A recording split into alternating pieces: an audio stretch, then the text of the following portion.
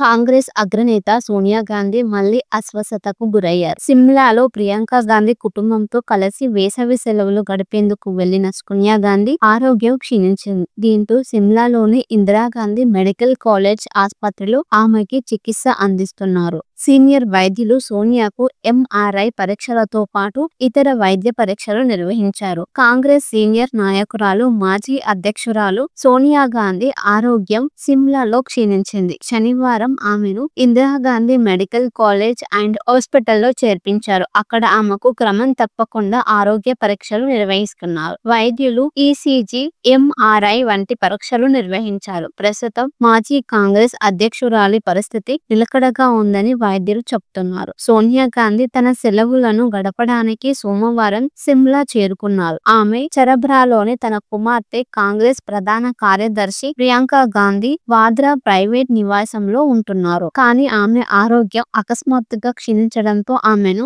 ఐజీఎంసీకి తీసుకువచ్చారు. సోనియా గాంధీని ఐజీఎంసీలోని ప్రత్యేక వార్డులో చేర్పించారు. ఆమెకు ఎంఆర్ఐ స్కాన్, రేడియాలజీ విభాగంలో జరిగింది. ప్రస్తుతం ఆసుపత్రి యంత్రాంగం ఆమె పరిస్థితిని పర్యవేక్షిస్తుంది. ప్రస్తుతం సోనియా గాంధీ ఆరోగ్య పరిస్థితి నిలకడగా ఉంది. ముఖ్యమంత్రి ముఖ్య సలహాదారు నరేష్ చౌహాన్ మాట్లాడుతూ సోనియా గాంధీకి కొన్ని స్వల్ప ఆరోగ్య సమస్యలు ఉన్నందున సాధారణ వైద్య పరీక్షల కోసం ఆసుపత్రికి తీసుకువచ్చామని, ఆందోళన చెందడానికి ఏమీ లేదని, ఆమె పరిస్థితి నిలకడగా ఉందని అంటున్నారు. ఈ ఘటన తర్వాత సిమ్లాలోని రాజకీయ కలాపాలు ముమ్మరమయ్యాయి. హిమాచల్ ప్రదేశ్ ప్రధాన కార్యదర్శి ప్రభు సక్సేనా స్వయంగా ఐజీఎంసీకి చేరుకొని సోనియా గాంధీ ఆరోగ్యం గురించి ఆరా తీశారు. దీనితో పాటు రాష్ట్ర ఆరోగ్య మంత్రి కూడా ఆసుపత్రికి చేరుకొని నేరుగా రేడియాలజీ విభాగానికి వెళ్లారు. ముఖ్యమంత్రి సుఖ్వీందర్ సింగ్ సుఖు కూడా తన 2 రోజుల ఊనా పర్యటనను కూడా రద్దు చేసుకుని